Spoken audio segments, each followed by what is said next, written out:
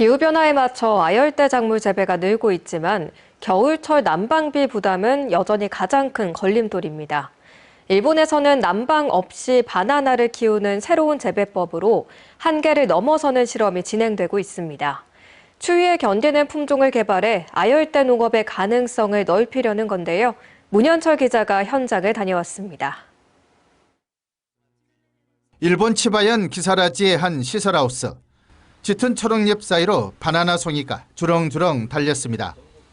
이곳은 사카타 히로키 대표 부부가 운영하는 기사라즈 바나나 팜입니다.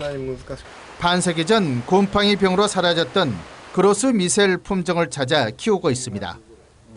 그로스 미셀은 昔我々のおじいさんおばあさんが子供だった頃ぐらいまでは世界的に主流だったんですけども、病気で数が減って今違うキャベンディッシュに置き換わっていると。でグロスミッシェルの特徴は、バナナなんですけれども、すごく、もっちりとコクがある。 문제는 난방비.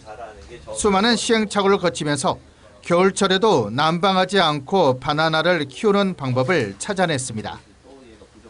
日本の環境に少しでも順応させてバナナを作りたいなというふうに思ったので、暖房は少しずつ温度を下げて、で冬はもちろん寒いですけども、バ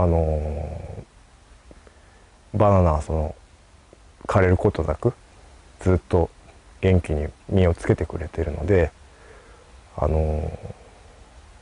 すごい果物だなと思ってます。 추위에 잘 견디는 품종을 더 발굴해 현재 아이스크림, 바나나 등 4개 품종을 시험 재배하고 있습니다. 친환경 재배에 완숙 상태로 껍질째 먹을 수 있어 소비자 만족도가 높습니다.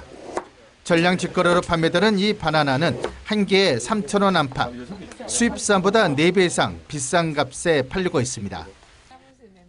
여기에 농장 체험과 가공식품 판매까지 더해 1,300제곱미터 온실에서 연매출 1억 원 이상을 올리고 있습니다. 아열대 작물 재배가 늘고 있지만 같은 난방비 고민을 하는 한국 농업에 해법을 던져주고 있습니다.